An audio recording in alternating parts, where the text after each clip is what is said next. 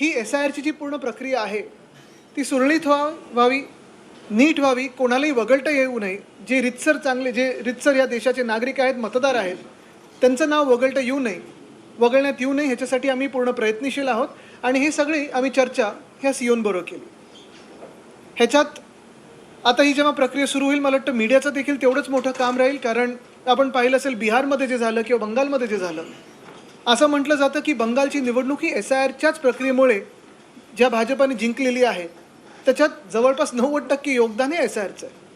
हे जरी खरं असलं तरी महाराष्ट्रात आणि इतर राज्यांमध्ये जिथे असं SIR सुरू होईल आता ते होऊ नये ह्याच्यात जबाबदारी आपल्या सर्वांची आहे. नागरिक म्हणून मीडिया असेल, राजकीय पक्ष असेल, ही जबाबदारी आपण वाटून पुढे काम करावं.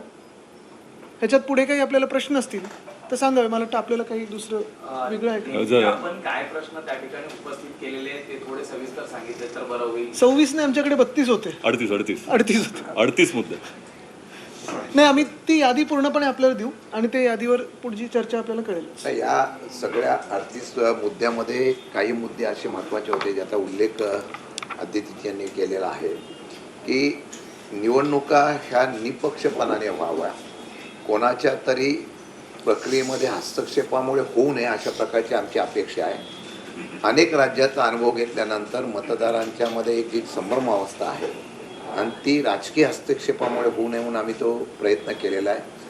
मगाशी सांगितल्याप्रमाणे चोकलिंगमने आम्हाला सकारात्मक अशा प्रकारची भूमिका त्यांनी दिलेली आहे. त्यामध्ये खरं म्हटलं तर आम्ही काही निवडणूक प्रक्रियेमध्ये BLOंचा किती हस्तक्षेप असावा, राजकीय हस्तक्षेप त्याच्यात किती नसावा, निवडणूक प्रक्रिया करताना ज्या काही नावं येतील त्या नावाची ज्यावेळेला व्हेरिफिकेशन होईल ते व्हेरिफिकेशन करत असताना जी नावं नोंदणार, जी नावं कमी होणार त्याची माहिती ही पूर्णपणाने BLOंना मिळाली पाहिजे. आणि ती यादी ज्या आम्ही मागितलेल्या अशा 36 प्रक्रियेमधल्या काही सूचना आम्ही केलेल्या आहेत त्या आम्ही निवडणूक आयोगाला दिलेल्या आहेत. मला वाटतं की त्यांनी त्याची गांभीर्याने नोंद घेतली. काही गोष्टी ज्या आहेत ते राज्य स्तरावर ते निर्णय घेतील, काही गोष्टी ज्या आहेत ते त्यांच्या केंद्रामध्ये असलेल्या निवडणूक आयोगाला ते कळवलेले आहे, त्यांनी मान्य केलेलं आहे. आणि त्याच्या पद्धतीच्या प्रक्रिया करताना आम्ही त्यांना सांगितलं की ही प्रक्रिया करताना जो मुदत दिलेली आहे ती जर आता 3 वर्ष निवडणुकीला वेळ आहे तर ती मुदत जरी आम्हाला वाढवून मिळाली तरी त्यामध्ये प्रक्रिया करताना चांगल्या प्रकारची प्रक्रिया होऊ शकते.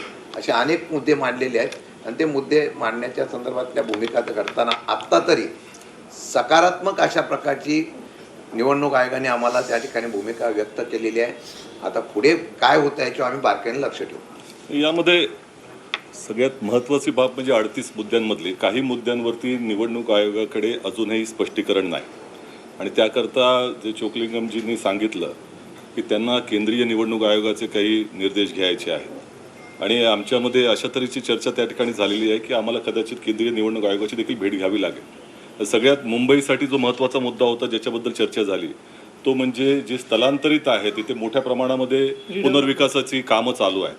आणि पुनर्विकासाच्या कामामध्ये जे भाडे तत्वावरती बिल्डरच्या माध्यमातून असतील किंवा वेगवेगळ्या कारणांनी जे गेलेले आहेत जे तिथे नाहीच आहे, तिथे जागाच नाही आहे, मग त्यांचं काय करणार. तर या संदर्भामध्ये ज्या वेळेला प्रश्न, कारण हा प्रचंड मोठा प्रश्न जो आहे मुंबईकरांसाठी आहे आणि त्या प्रश्नावरती निवडणूक आयोगाकडे आत्ता उत्तर नाही. त्यांनी अभ्यास करून त्याच्यावरती आम्हाला उत्तर देईल असं सांगितलेलं आहे. प्रश्न असा की इतक्या मोठ्या महत्त्वाच्या मुद्द्यावरती त्यांच्याकडे आत्ता उत्तर नसेल तर SIRच्या प्रक्रियेला आपण लगेचच सामोरं जात असताना हा मोठा संभ्रमाचा विषय राहणार आहे. आणि त्याकरता आमचा पाठपुरावा महाविकास आघाडीचा निश्चितपणे राहील.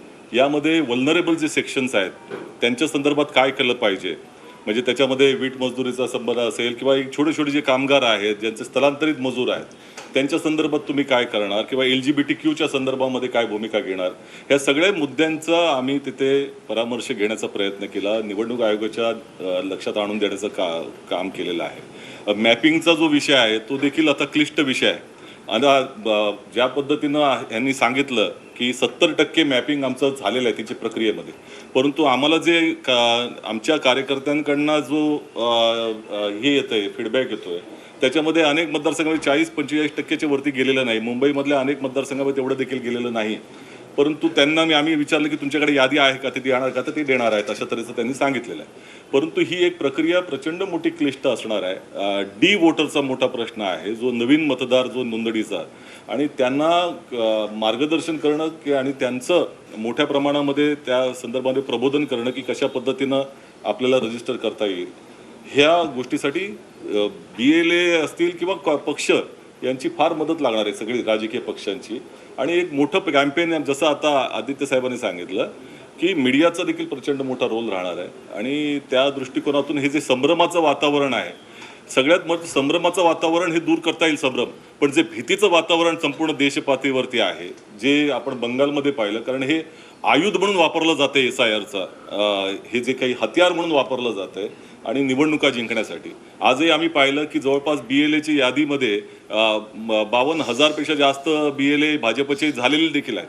प्रश्न असा आहे की ह्या संदर्भामध्ये त्यांची जी काही जागरूकता ही नागरिकांच्या हितासाठी नाही आहे, ती स्वहितासाठी आहे. त्यामुळे त्याच्या दृष्टिकोनातून आम्ही सगळेजण एकत्र, तिन्ही पक्ष एकत्र येतो आहोत आणि लोकशाहीच्या संरक्षणासाठी ही अत्यंत गरजेची गोष्ट आहे असं आमचं सगळ्यांचं एकमत आहे. आणि त्यामुळे ह्याचा पाठपुरावा आम्ही करत राहणार आहोत. ह्याच्याही पुढे या संदर्भामध्ये आठवड्यानं भेटणं हे निवडणूक आयोगाशी चालणार आहे. ही प्रक्रिया अत्यंत जनतेच्या खऱ्या अर्थानं महत्त्वाची आहे आणि राजकीय पक्षांच्या आणि विरोधी पक्ष म्हणून लोकशाहीच्या अस्तित्वाची आहे. आणि त्यासाठी आम्ही सगळ्यांचे एकमत आणि एकदिलाने प्रयत्न आहेत.